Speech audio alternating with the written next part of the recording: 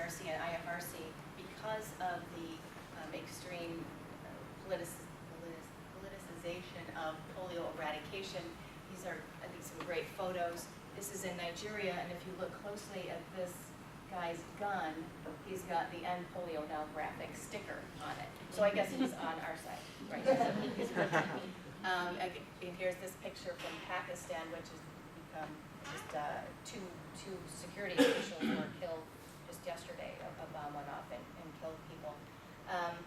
See the End Polio Now graphic here. Rotary provides these carriers, and then you can see this guy's got an automatic weapon. Here this child is being immunized against polio. So that's the delivery system now for immunization for children against polio. Includes high-level security to protect the vaccinators, but the security officials themselves are now becoming targets. We talked about our celebrity engagement, media, and amplifying voice.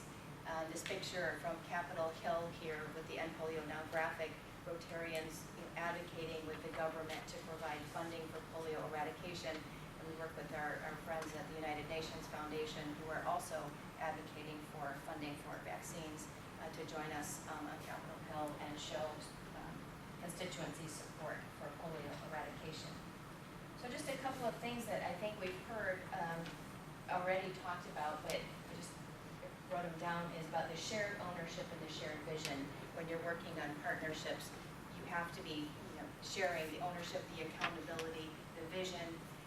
With a mature partnership like the Global Polio Eradication Initiative and us having to engage new partners to deal with our new reality, we're a little bit like, our parents, ooh, we don't like those, new ideas or those new voices, but you have to embrace them if there are certain things that you need to do that you cannot do in your current partnership. You have to be open to that. Patience, I think somebody talked already about the patience to develop partnerships and how long it may take to do so, and the determination to stick it out, not to give up too fast if things aren't moving quickly enough. A couple of ideas on how to make partnerships work, and it's been quite successful in the Global Polio Eradication Initiative. I think communication, of course, everybody knows that communication is important, but at the headquarters level, we have an interagency coordinator. There is a person that is co-funded by all the partner organizations that really helps connect the dots between all the organizations, make sure the information flows well. They spend time at everyone's headquarters so that there's a good sharing of information, and that's been a really good investment. There's a lot of, maybe too many, some would say, but sub-level working groups within the Global Polio Eradication Initiative that involves technical people, the communications folks, the fundraising folks. So there are a lot of touch points within the partnership. So it's not just at a global level, it's at all levels of our organizations. So when things don't go right, it's not going to kill the relationship because you've got a lot of different strong relationships happening at different levels. And then interagency coordinating committees. This is something that's sort of replicated from the top at the global level down to the local level, whereby all the agencies are represented with the other local NGOs that we might be working with that coordinate and strategize on what needs to be done in order to immunize children so that we can eradicate polio. This is my own very sophisticated graph here. No, I did this one. But as I was thinking about it, I think at the global level we have more control over partnerships. And as we go down to the regional, the national, the local, and this hyper-local level where we're working now, where I'm sure, as somebody said, I don't even know what partnerships we have in some places, and I don't think I need to know what partnerships we have, because this is where we're going to win the fight against polio. The global direction is there, but polio will be won in those communities in Somalia, in Pakistan, with those local NGOs to engage the communities and win their trust so that children can be immunized against polio. So that concludes my presentation. One thing I would like to say is that on World Polio Day is, who knows what day that is? October 24th, that's right. Rotary is hosting an event here in Chicago. And I have a flyer up here on that event. It is a free event. And Dr. Bruce Aylward from the World Health Organization is going to be here. We've got a polio survivor who's speaking. And Dr. Aylward is a very dynamic and charismatic person. He's an Assistant Director General at the World Health Organization. It will be a live streamed event as well. So everyone here is invited, and you can pick up a flyer if you're interested in attending. We'd love to have you.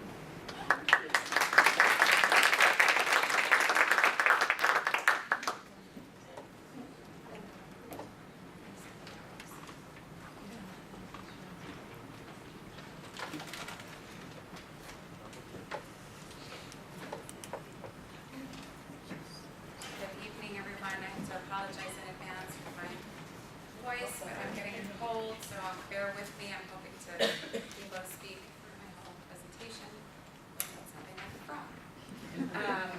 I'm Casey Marsh, and I'm with the U.S. Fund for UNICEF here in Chicago. I'm the Managing Director for the Midwest region, which includes 12 states throughout the Midwest, and I am a graduate of this program. I graduated actually in 2011. I had already had my position. Actually, I enrolled in the program the first day I got my job because UNICEF covers half of tuition. So I had my eye on this program and thought this is perfect. So it's been a really great experience, and this program really strengthened everything I do there. So I'm happy to talk with any of you or answer questions afterwards or in the future. So UNICEF, some of you may already know who we are and what we do, but just an overview. We also have boots on the ground in more than 190 countries around the world with about 11,000 staff. And everything we do, we are the United Nations Children's Fund. So everything we do is to support the survival and the development of children. And we do that in several areas through child health and nutrition, clean water and sanitation, education, protection against violence, child protection in general, response to emergencies, and always in partnership. Sometimes as a fundraiser, I think that's a little bit to our detriment that you will never see a UNICEF, just UNICEF branded anything. You'll never hear UNICEF staff in the field talking about UNICEF programs. We are all about strengthening our partners. And in fact, that's part of how we were set up, to strengthen partners. Our mission is, right now, this is actually not as dire as it sounds, not as terrible as it sounds. This is the good news.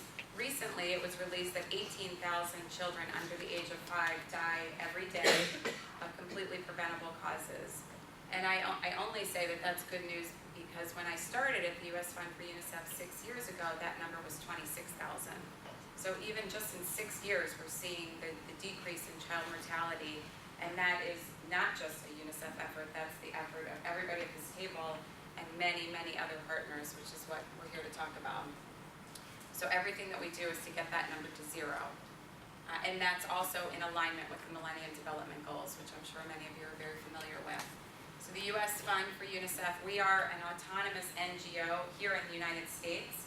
However, UNICEF Global is an intergovernmental organization. So we were born of and are a UN agency. Part of what that means is that in our mandate, we are required to work with governments. We cannot operate, we can't have programs in any country that we haven't been invited into. So UNICEF's unique in that the Convention for the Rights of the Child, which is a UN treaty that was established in 1989, specifically names UNICEF as the organization that has to carry that out. So our job is to hold governments accountable for their responsibilities to children.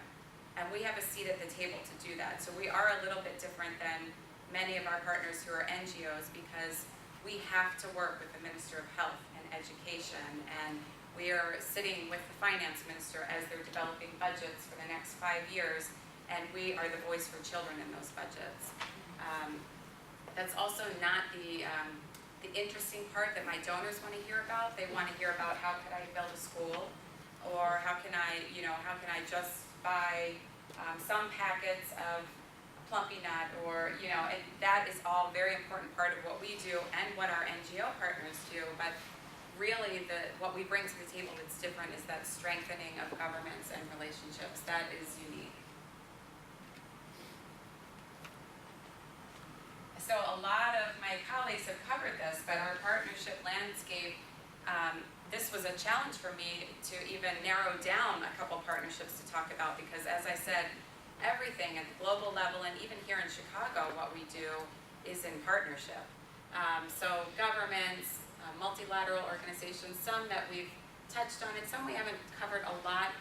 Media and communication, social media is becoming much more important for us. Technology, UNICEF is not as agile as some of our NGO counterparts. We're trying to catch up on a lot of those fronts. We're trying not to be the dinosaur. We've been around since 1946, and honestly, we have an aging donor base in many countries, including the United States. So those partners are becoming more and more important. We've developed the UNICEF Innovations Lab, which you can see our work in many different countries, and I'll talk a little bit about one of those partnerships, but trying to be much more on cutting edge. Media and communication also includes celebrities. We do have a lot of celebrities. I can't even keep track of all of them. We have global and national celebrities that you'll hear about. Unfortunately, for some reason, they don't come to Chicago that often, which is a thorn in my side, but that's another story. Religious communities, associations of people with disabilities, which is becoming more and more important because of UNICEF's equity approach, which is to reach the most marginalized people in the world, to address the gaps in the poor getting poorer and the rich getting richer. So part of that is specifically identifying where people with disabilities are living, breathing, working, and how we can be more inclusive of them as well. So some of the overall partnerships, which again, I'm happy to hear that we've touched on some of these polio cases. That is a huge partnership that we have been involved in since 1988. Maternal and neonatal tetanus, which I'll talk a little bit more about. Over 130 million mosquito nets were distributed in 2011 alone by UNICEF. And that's all with partners, delivery partners, governments, the Flower Fortification Initiative, the Gavi Alliance, which is for vaccines and immunizations, and the Global Partnership for Education, which has helped put 19 million more children in school just since it was established a little over a decade ago.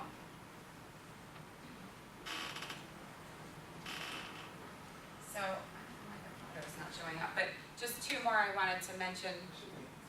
Yeah, no, that's okay. One specific partnership that I think is very interesting, there's an NGO called Tostan, which many of you may have heard of before, but they were very innovative, again, in publicly shaming communities for female genital mutilation. That is something that UNICEF partnered with them on in just a couple of countries in Africa, and it has been scaled up since then with other UN agencies and other UNICEF partners. Another one that I wanted to mention was a plumpy net factory that UNICEF helped to develop in Ethiopia with the funding of actually one of our donors who lives in New York City. So the partnerships range from the very broadest of partnerships with governments down to even partnering with the kids in schools, in child-friendly UNICEF schools, to make sure that they have a voice and that they're running for school council and government and making sure that we're having conversations about what's important to them. One of the programs that I visited just recently in Mozambique was a child-to-child radio program.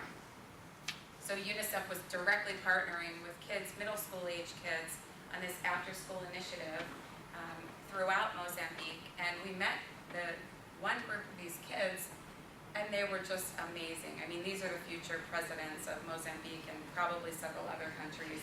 And they were telling us about how, you know, we really care about violence in the home and prevention of HIV/AIDS, and early childhood marriage is a big problem in our country, and what are your teenagers talking about? And I thought, not that. But they were extremely impressive. And then we went out remotely in Mozambique, and we were visiting a school and just so happened to see one of the child reporters from the UNICEF program swoop in with her microphone trying to get an interview for these foreigners that were visiting. So it was an extensive and very impressive program, and that was a direct partnership with kids. We have challenges also, I think as every partnership does.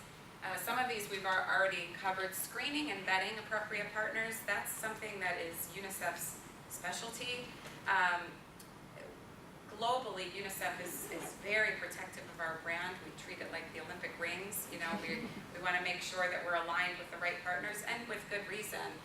So that is something that there is for everybody that we partner with. Even locally, if I'm getting a sponsor for my local gala in Chicago, I have to submit their name to Geneva, if it's a corporation, to be screened. Monitoring and evaluation of partnerships, that's something that is can be administratively cumbersome, but very, very important. Something that we talk about a lot is, we enter into a lot of global partnerships, but those have implications at the country level that might not be perfectly aligned with what's happening in the country, or it might be viewed as cumbersome and one more thing that they have to do that doesn't really fit with what their strategic plan is. So that's another challenge of some of these very broad-based partnerships. The need for clear exit strategies, and I think we talked about this, that sometimes you have to know when to get out. It can't just be an ongoing, well, we'll do better next year. It's got to be, okay, let's give this 3 years and see where we are, and if it's not working, then we need to cut our losses. So there are a lot of challenges that we experience as well. So very similar to what we were talking about with polio eradication, we are very involved in the elimination of maternal neonatal tetanus. And that is, a lot of you probably, when's the last time you had to worry really about tetanus? Here in the US, not since the 1950s. Vaccines are readily available, but around the world right now there's still newborns who are suffering from tetanus. Actually, I think the stat is like 1 every 9 minutes dies of tetanus, about 58,000 annually. And it's only in about 26 remaining countries. But if you know anything about tetanus, it's an extremely painful death, and it's prolonged. It's not quick. It's over a week, 10 days. And the mothers of their newborns, they can't touch the babies because it's extremely painful. So I think it's one of the cruelest, it's a horrendous way for a newborn to suffer. So UNICEF is one of the lead implementing partners on eliminating tetanus. Since '99, UNICEF and partners have immunized more than 113 million women against MNT and reduced those newborn deaths by 71%.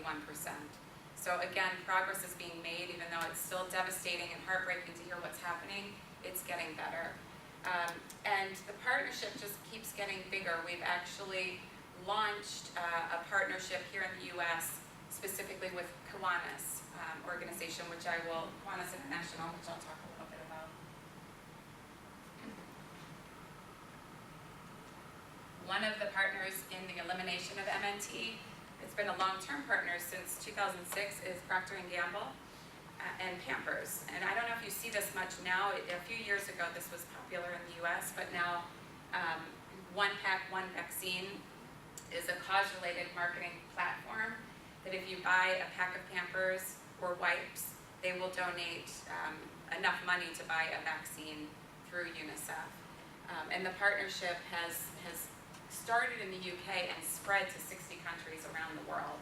So here in the US, it was about 4 years ago that we really saw a lot, and you could see it on Pampers packs, and we had Selma Hayek here in Chicago promoting the partnership, and there was a lot of excitement about it. And for P&G, it's developed not just into a donation, but it's a very integrated approach now. They will actually give employees 3 months sabbatical paid leave to go work in a UNICEF country office. Some employees, not every employee, we couldn't probably accommodate that, but specifically to help with eliminating MNT in those offices. They do a lot of promotion with their sister brands. So they're not only just trying to get P&G involved, but a lot of Febreze and other sister brands that they think should also be donating to the cause. So this has been a very good for both sides, long-term relationship with a very strong corporate partner. And Kiwanis, this is exciting as well. This partnership began in 2010.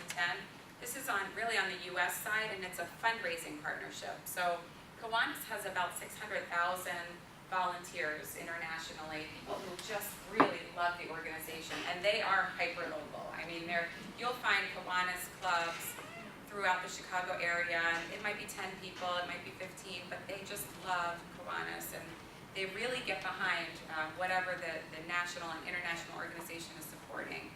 So in 2010, the U.S. Fund for UNICEF applied to be one of their big partners in order to eliminate maternal neonatal tetanus. And we won that partnership, and they have committed, they will raise $95 million in 5 years to eliminate tetanus. And we signed on for $15 million. So here in the Midwest, just in July, I launched a campaign with my board that we're raising $3 million of that in the next year and a half. So that's something that we are talking about a lot at events and public speaking engagements. And we just started a group called the UNICEF Young Ambassadors for middle school kids who are completely focused on eliminating tetanus. They're doing a flash mob for UNICEF, and they're doing all kinds of really creative ideas that are very impressive. So that's an exciting partnership for us as well. And UNICEF itself, essentially in the partnership, we advocate at national and global levels. We train community health workers. We procure and we deliver the actual vaccines. We maintain the cold chain so that the vaccines can get there safely. And we do a lot of communication and social outreach. I'll give you one example also from Mozambique. Although this wasn't around tetanus vaccinations, we visited a program that UNICEF supports that was a mobile van essentially going to the most remote parts of Mozambique, setting up a screen and having like a community movie night, but it was all educational messaging. How to wash your hands, why vaccines are important, why it's not, scary to prevent HIV/AIDS or to, get your pre and postnatal checkup. So it's a very important part of UNICEF's role in getting the message out and making it kind of acceptable in the communities that we work in. This is another case study that I mentioned earlier. This is just something I think kind of cool with technology and innovation. In Zambia, we have something called Project Molana, and this is to use mobile SMS text technology to improve early infant diagnosis of HIV in Zambia. And a lot of partners are involved in this, including the government of Zambia, an affiliate of Boston University. The Clinton Health Access Initiative really helped get it up and running initially. Johnson & Johnson provided unrestricted support for this, which I can't emphasize enough how much we love unrestricted support, but because we have flexibility to try this kind of thing. McKinsey & Company provided pro bono services to do the monitoring and the evaluation. So a lot of partners really participated in this, and it's kind of amazing because testing for newborns, there were only 3 facilities in all of Zambia that had sophisticated enough testing to do the little, blood spot evaluation, and then it could take days or even weeks to get the results back.